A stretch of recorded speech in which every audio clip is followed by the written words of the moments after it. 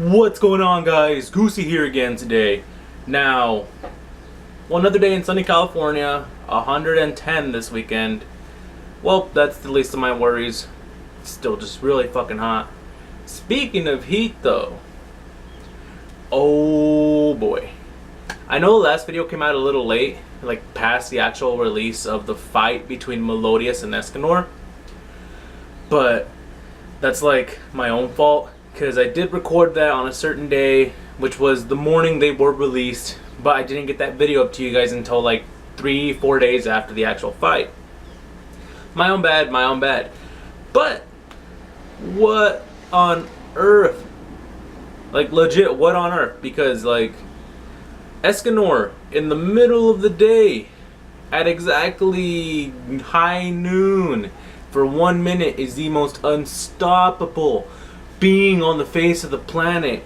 No one actually knows his power level, but if Meliodas was that damn high and Escanor one-shotted him with that power level, Escanor is a god. Well, gotta admit, pride's one of the best sins, deadliest, but it's still a sin. Still though, damn. I never once imagined Escanor could get that high, because he always just power creep himself. If you notice, Escanor never really goes all the way out. He only goes exactly to where he needs to be to get what he needs done. He never goes any higher, any lower.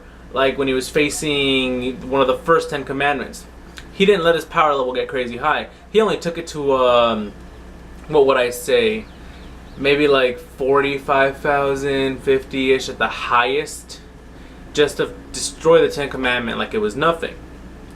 And when he was facing Meliodas' brothers, he took it to a power creep, a different level, where all of a sudden he's able to take on all of the 2 deadly sins essentially at once, or else one of them would have died if it wasn't for the other guy stepping in. I can't remember his name right now, sadly.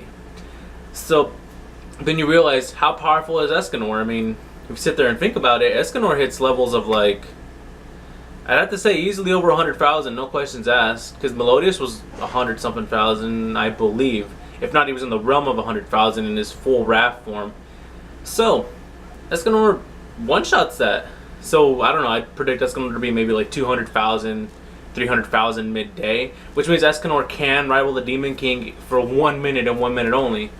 But that's still very, very, very useful.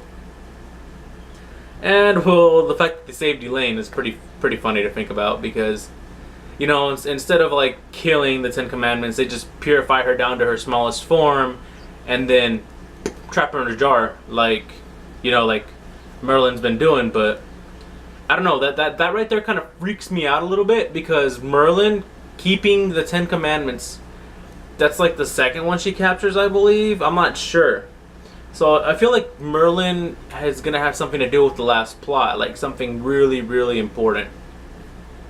It just doesn't feel right to me. Like, this is just something I kind of came up with right now filming this.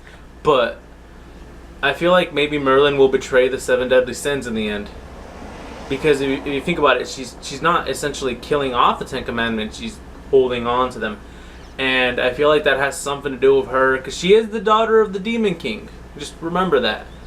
So, and she's been around for at least 3,000 years. I feel like there's something there, and we're just kind of glossing over it. So, who knows, right? I mean, maybe I'm just overstepping my bounds, and maybe Merlin's doing it for the better of the team. But I don't know. I think that would be a really good angle in the end. On top of that, like, I still think we're nearing an end, because we still have Meliodas. Meliodas is now unconscious after getting hit by whatever the fuck that attack is called, Escanor's Solar Blade. And oh boy, man, I don't even know. And well, still speaking of Escanor, I could swear that man is part of the Armstrong lineage. Those of you who've seen Full Metal Alchemist Brotherhood and Full Metal Alchemist know exactly what I'm talking about. Escanor was ripped. Don't forget, Escanor is blonde. People tend to forget that Escanor is actually blonde because it's in black and white. But damn, Escanor is ripped and full of the sin of pride. Like, all you need to add on the end is like, this has been passed down the Escanor family for generations. It's more or less what it feels like. But hey, predictions going forward. I mean, I don't know where they're gonna go. Maybe they'll go at another sin. Maybe they'll just kick back, rest, and heal their wounds, which they really can't afford to because Elizabeth's gonna die in like 2 days now because it was 3 before. I think now it's 2. I think. I'm not sure. There's no really justified timeline in the manga because one episode it's like, let's give for example May 1st, and then the next chapter you're looking at like November. So I'm pretty sure it's only been either half a day or a whole day at most since we found out the truth. So that being said, well, let's just see where they take it because it's getting really, really interesting, and I believe the new chapter debuted today, or it's coming out today really late, tomorrow early. So like, just maybe it'll serve for good exposition as to what happens next. Well, that's all for today with that video, guys.